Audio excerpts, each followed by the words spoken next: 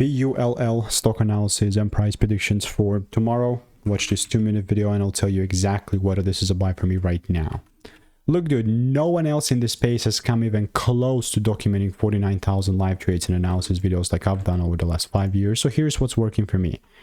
With Webull, I kept it very, very freaking simple. All I said is that if I see a double break, I'm looking to take it down. And I'm still wholeheartedly leaning on the opportunity. Like if I do see that second break beneath this low, this is a bearish opportunity for me.